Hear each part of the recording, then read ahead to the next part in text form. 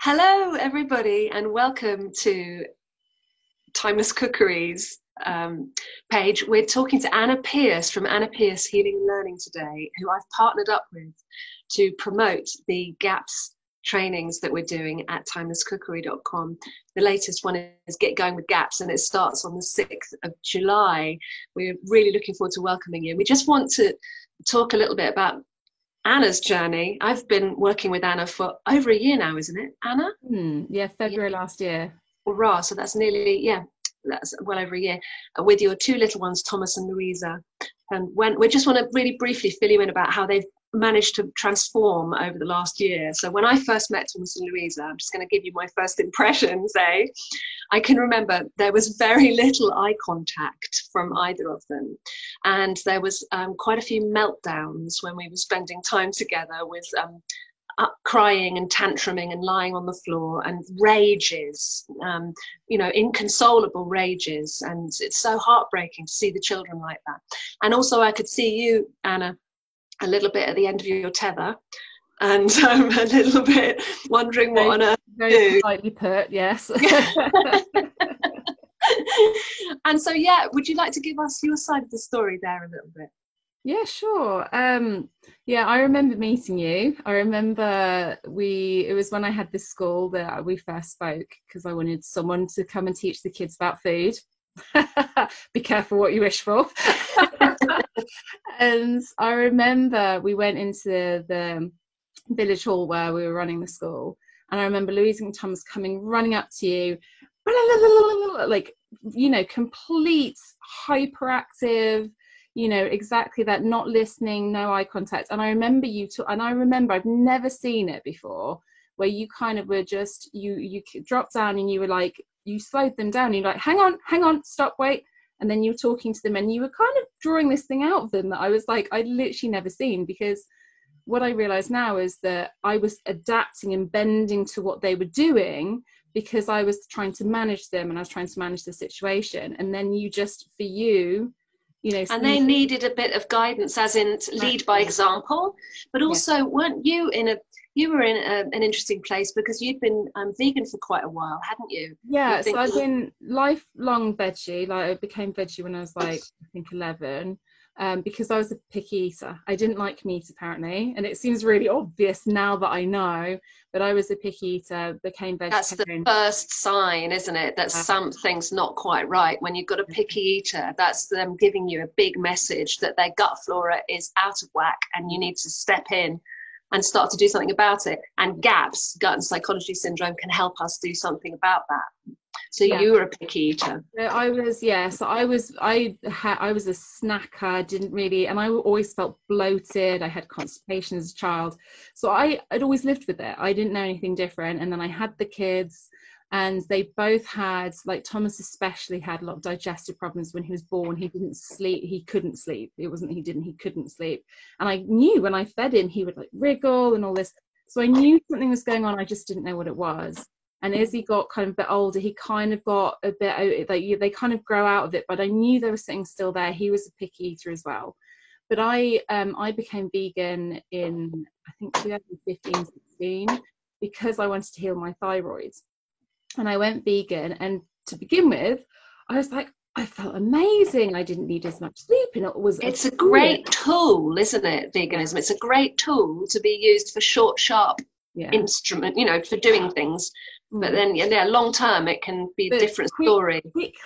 Quickly, I started feeling awful, and I thought, I just need to try harder. And I thought I was the problem, and I thought and the thing is, I got the kids on this vegan diet, and very quickly I got really sick. I started feeling foggy, and my life started falling apart. But I didn't put it down to anything to do with food. But I could see Thomas especially was really struggling. Like, his poos were like grey, and everything just fell apart. But I just didn't realise. And then when we met, it was probably a couple of years after maybe a year or two after we'd become vegan. And I don't know, it's just something in what you said, like straight away, I just had this, I have to listen. And basically it just completely yeah, I couldn't, I think that was it. I was on my knees, and I didn't want to hear that veganism was the problem, because I was very committed, but I just knew. And I think seeing you with the kids, I was like, there's something, I just knew, there was something that I just knew. So we've yeah, about a year and a bit. So it's a lifelong veggie, doing stock pots and, you know, eating the way we do. It took a while. Tell us a little bit. It has taken us a little while, and you've been really, really brave.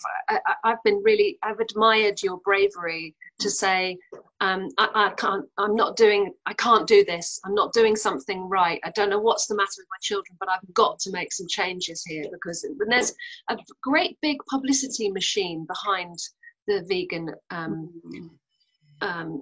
offerings that are out there in the media, and there's not very many publicity machines behind regenerative agriculture and using animal products to heal and seal the gut, which is actually called functional medicine. And there's a vast array of a vast number of doctors out there who are teaching functional medicine, along with naturopaths and other nutritionists and things. But generally speaking, the mainstream media will never talk about it. So most people don't ever know about it. Most people don't ever know that children who are picky eaters, or children who are have no eye contact, or children who are maybe non-verbal, it's actually a biological condition, and it's gut related, and we can do something about it. So this is really, really good news, and it's not something that you hear about out there much on mainstream media. So tell us then how you feel a year and a bit on. What's the changes you've seen in the kids? So yeah, the first thing, so when I started doing this, I was like, this is for the kids. This is to help the kids. And it's interesting what you say about, you know, this picky eating, you know, lack of eye contact, and just general hyperactivity. Like for me, the kids not sleep, like the kids sleep well, but they don't sleep for very long, and they're just twitchy and fidgety.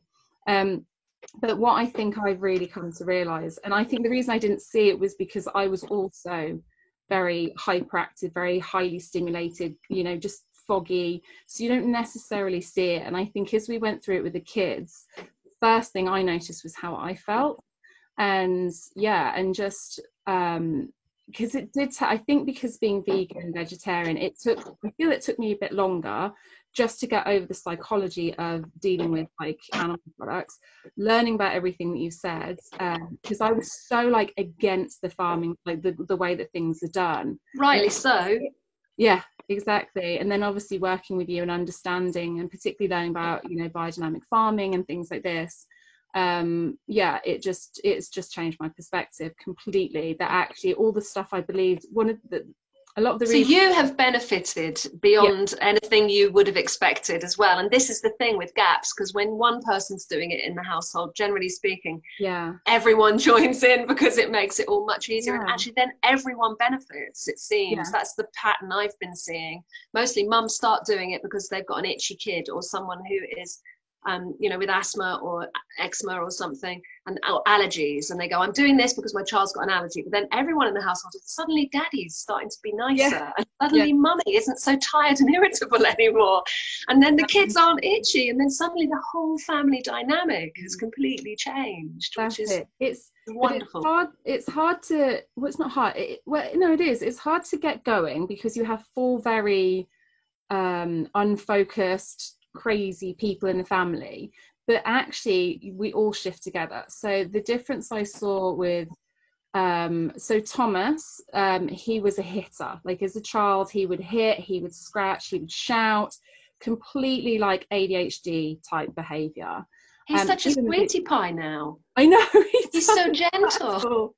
He sits like at breakfast, he was sat, and he was just like staring out the window, and then he'd have like some food, and he's just listening, and he's like, you know, lovely. and he plays with Drew. Like they're so freaking, it's like living with 2 kids. They're really playful, and they mess around, and like Thomas was getting like raisins out, and you know, but it was just, he's calm. You know, he is, I still notice he's a little bit kind of fidgety sometimes, but he's just like, it's just like the white noise is just going whoosh. How lovely. That's just so beautiful. It's really lovely. He was the main reason that I was interested in gaps, that was doing gaps. And I look at him today and I'm like, he's calm, he's sweet, he's so like, I mean, you know what he's like, he's so considerate, and he's like, he's like, Mummy, would you want a raisin? You know, and it's like eye contact, you know, he's just very sweet and just not the little boy that I'd seen. And he's kind of the little boy that I had when he was a baby. This is what he was like. And then, like I said, with hindsight, when we went vegan, he just went wah.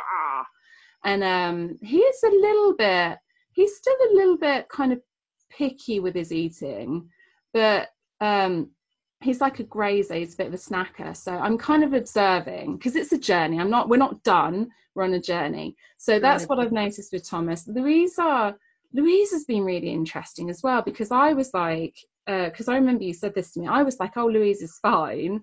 But I remember having a conversation with you, because we're obviously, you know, I'm very open to your, like, I want your suggestions and your observations. But one of the things you once said to me is something around that you felt that we didn't see, or we didn't feel that there was a problem. I mean, you didn't put it like that, but that was kind of, you know, that we thought that everything was kind of okay, and you were seeing something different. And actually, I would agree with that. I never thought that there was an issue with Louise. I thought it was Thomas. And the more I go through this, the more I feel clear ahead, and I understand certain foods and how they, you know, how the behaviours can change. Do you know if you were a GAPS mum, as in you had issues, constipation, you just mentioned, thyroid issues or whatever, these are all messages from your body that can be helped, you know, with GAPS. And so if any mother who has any symptoms is going to be having children who have symptoms, because it's the mother's gut flora that are passed on to the children. And often if you've had the birth control pill or something like that, or if your mother had the birth control pill, my mum was a child of the 60s and she had the birth control pill, that would affect her gut flora. Then I've inherited her gut flora, then I've passed that impaired gut flora, and I've had antibiotics and I've had other problems. I've then passed it on to my children. So this is a generational thing. It's That's not like, you know, you think it's just one person in the family. It's many of us have these issues. So, and you were saying about Louisa. So with Louisa, I didn't see it, and then after a while, I now really see it, and I see this very OCD behaviour.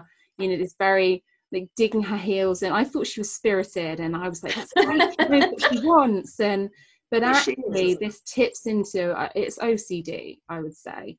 But yeah, again, a kind of just this disconnect. And ticking as well. Do you remember the ticking? Physical tics and twitches. And but that seems to have cleared now. Well, this is and so basically when we did the 2 weeks GAPS intro diet, which is where we really cleansed our body. I don't know how to describe it, but it is cleansing. It's cleansing and nourishing, and it's feeding the good guys and starving out the pathogenic bacteria, and then replacing them with the good guys, with the fermented foods. So we did it quite diligently for 2 weeks under your very helpful support and guidance.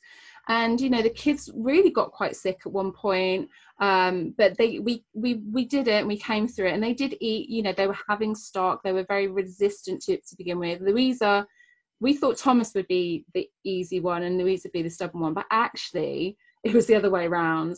And but basically when we came out of these 2 weeks, we saw a massive difference with both of them, like unbelievable, absolutely unbelievable. But Louisa, for me, I honestly felt like I got her back, like the little, again, for both of them, I feel that they were kind of they were kind of born a bit clearer, a bit cleaner, and then kind of things went a bit autistic-y. But with Louisa, I felt like I just cleared the fog, and I was then with her, and she was clear, she was calm, she was sweet. It's a bit like kind of, you know, with Thomas, but they're really sensitive. I've really realized this, that we need to, like when we go through it, and we have slips and we eat things we shouldn't do, particularly in lockdown, we had a bit of a slip, but I know how to get us back again. So yeah, the thing with Louisa is it's the behavior with Louisa, definitely, and it's this loud, dramatic kind of, I don't even know, it's just like interrupting. Like I'm interrupting you now, but she's a big interrupter. That she just will She just decide is. she's going to say something and just say it whenever she feels like it, when Yeah, someone's in the middle of a conversation or. yeah. It's like she can't. It's like she can't control herself. But the Yeah. interesting thing is that I find that it's how she is with Thomas that we can gauge how she's feeling. Okay. So she'll literally just sit there and she'll just punch him in the face. Like it's almost a bit like Tourette's ticky kind of thing. But when you can see that's the really obvious gauge for us. But like I said, when we're coming to, when we're eating well and when we're in a good flow, which most of the time we are, but yeah, they're completely different. And I don't think it is fixed, broken. It is a pattern and a cycle. I think with Louisa, we've talked with you as well that I think we both have a sense that I want to take her to your kinesiologist. Yeah. There's a sense there might be. I was going to say that there. There's a great deal of evidence to suggest that the mix that is your biome, which is completely individual to everyone, can affect your behaviour beyond any shadow of a doubt, and with things like ticking or OCD or ADHD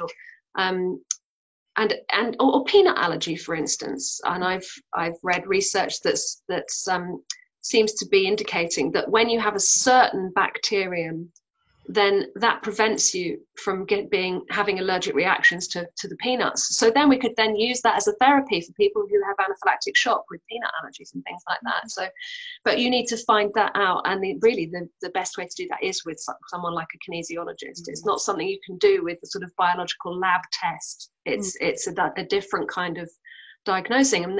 But these things are all possible now, and it's really exciting, to see the developments in functional medicine and how people are getting grounded and regaining their health by healing and sealing their gut and eating real food, really. Yeah. So Anna, thanks so much for filling us in on your amazing journey so far, and really grateful to you for that's it. I feel like I'm just getting started. I know, but the thing for me is it's the tools. It's not about we're a perfect family. Like, we still have stuff. Like at the moment, Louisa's developed a bit of a like a little, I can see it, and as soon as I see it, I know what I need to do.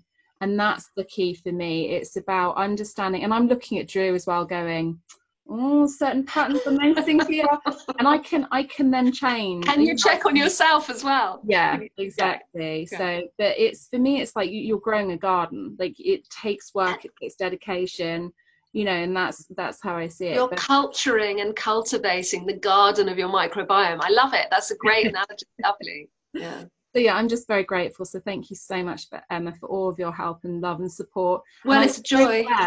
That you could spend time with Louise and Thomas and reflect things back to me in the beautiful, loving way that you always do. That certainly helps. And for those, if anyone out there is interested in some one-to-one, I can offer that as a service, and we'll work together online, speaking weekly. And then if you're within range, I'm in the UK on the south coast, I can come and spend a day with you, and we'll do a kitchen blitz and do some cooking together, and I get to actually spend some time with your children and see if we can give some guidance to see which way is the best way to go. But do join us on the Get Going with Gaps group program, which is starting on the 6th of July, which is not long now. So go to timelesscookery.com and you'll be able to read about the program there and sign up, and we hope to work with you soon. Yeah, Anna and I work together on it. So yeah. My mum's on GAPS now. She's on the course, and my sister now is wanting to do it. So it's healing the lineage without a doubt. So really, that's such great news. Thanks so much, Anna. That's okay. Thanks then. Bye. Bye.